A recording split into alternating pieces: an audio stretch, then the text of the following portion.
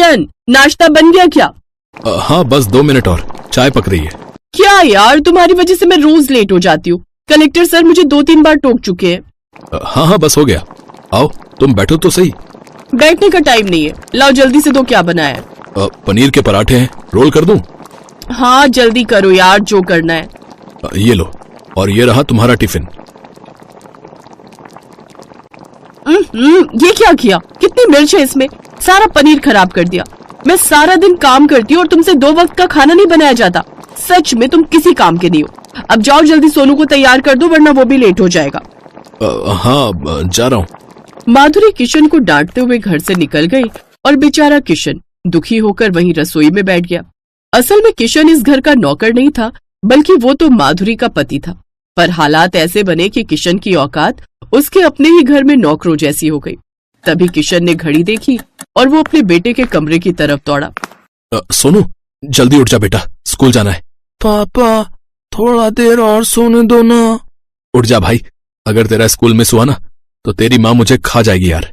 पापा, एक बात पूछूं? हाँ, पूछो ना। मम्मी आपको हर वक्त डांटती क्यों रहती है? नहीं तो, ऐसा तो नहीं है। झूठ मत बोलो पापा, मैं हर टाइम देखता हूँ। माना कि वो जॉब करती हैं, पर आप भी तो घर का सारा काम करते हो।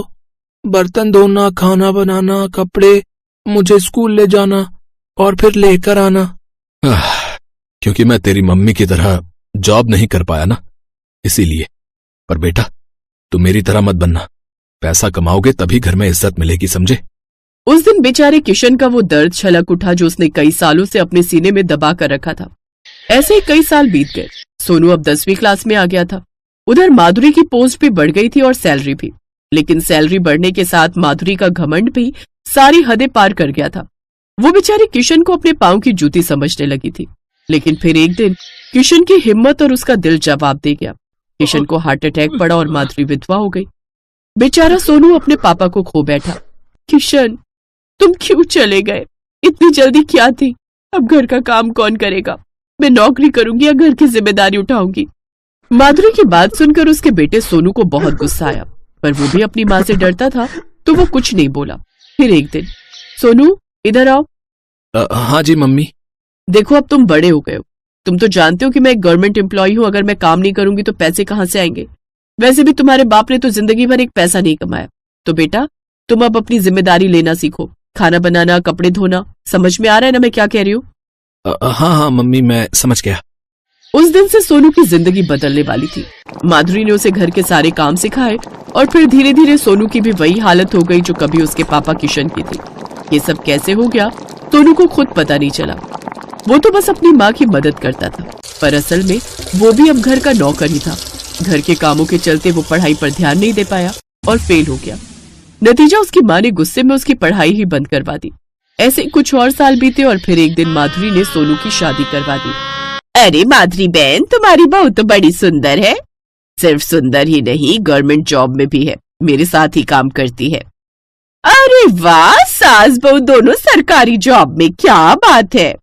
हाँ, वो परेशान थी कि शादी के बाद पता नहीं वो कैसे घर और काम मैनेज करेगी। वो तो कोई ऐसा लड़का ढूंढ रही थी जो उसे घर के कामों में हेल्प कर दे। जैसे ही मुझे ये बात पता चली तो मैंने तो उससे कह दिया कि थोड़ा नहीं, घर का सारा काम करेगा मेरा सोनू। बस फिर क्या था, एकदम मान गई शादी के लिए। अरे वाह, तुम्हारे सोनू की तो किस्मत ही खुल गई। माधुरी को लगता था कि उसने अपनी तरह सरकारी नौकरी करने वाली बहू लाकर सोनू की जिंदगी संवार दी है। लेकिन हुआ इसका उल्टा, क्योंकि अब तो बेचारे सोनू की 2-2 मालकिनें थी। सोनू, सोनू कहाँ हो तुम? हाँ, क्या हुआ? ये देखो मेरी साड़ी कितनी गंदी है, तुमने ये धोई नहीं क्या? कसम से यार, धोई थी मैंने। अरे क्या हुआ, सुबह सुबह क्यों चिल्ला रही हो मानसी? देखो ना मम्मी, ये सारा दिन घर में पड़ा रहता है, पर ये नहीं कि मेरी एक साड़ी ढंग से धो दे। कसम से मम्मी, मैंने धोई थी। अरे क्या खाक धोई है? इतनी गंदी है ये अभी भी। मम्मी, आपने तो कहा था कि आपका बेटा सारा काम जानता है, पर इसे तो कपड़े धोने भी नहीं आते। मानसी सोनू के मुंह पर अपनी साड़ी फेंक कर गुस्से में वहां से चली गई। उस दिन पहली बार माधुरी को सोनू के लिए बुरा लगा, लेकिन मानसी को बहू तो वही बनाकर लाई थी, तो वो चुप रह गई। लेकिन इस घटना के बाद सोनू का दिल टूट गया। अगले दिन सोनू के बचपन का दोस्त अनिल उसके घर आया, जिसका ननिहाल सोनू के घर के पड़ोस में ही था। और फिर, ओए सोनू, क्या कर रहा है? अरे वाह अनिल, कितने दिन बाद आया यार तू। कैसा भाई? ओ मैं तो ठीक हूं यार, पर तुझे क्या हुआ? और कितना दुबला पतला हो गया यार। खैर और बता, क्या कर रहा है आजकल? कौन? कुछ नहीं भाई। अरे मैं पूछ रहा हूं यार कि अपना काम कर रहा है या फिर कोई जॉब कर रहा है तू? नहीं, मैं तो बस घर में। इतना कहकर सोनू चुप हो गया।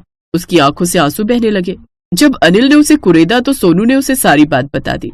अनिल को बहुत गुस्सा आया, साथ ही सोनू पर बहुत दया भी। भाई तेरी हालत तो बहुत बुरी है। बात साफ है यार, तू जब तक पैसा नहीं कमाएगा तेरी औकात यही रहेगी, नौकरों वाली। तो तुझे ये सब बदलना ही होगा। पता है, मेरे पापा भी यही बोलते थे। तू ठीक कह रहा भाई, मैं अपनी किस्मत बदलूंगा। बस तेरी थोड़ी मदद चाहिए मुझे। इसके बाद सोनू और अनिल ने काफी देर तक बातें की। फिर अगली सुबह, सोनू चाय कहाँ है मेरी, और नाश्ता बना कि नहीं?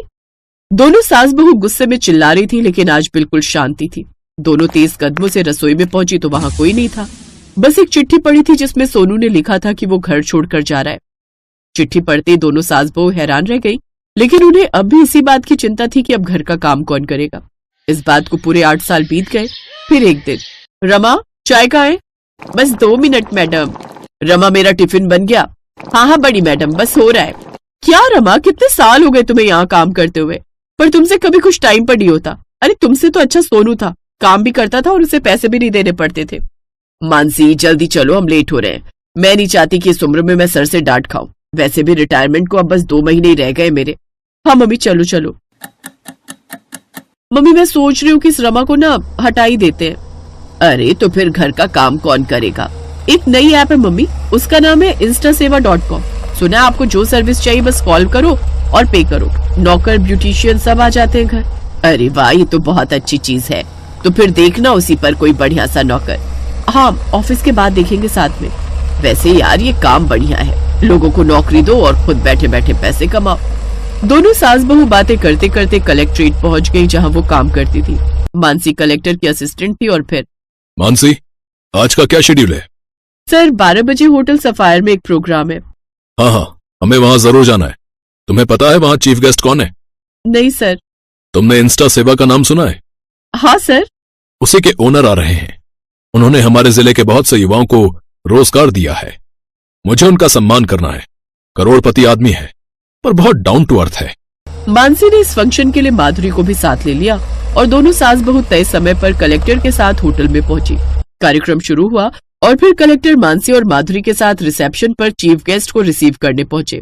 तभी एक लंबी सी कार आई और उसमें से सूट बूट पहने सोनू बाहर निकला, जिसे देखते ही मानसी और माधुरी के होश उड़ गए।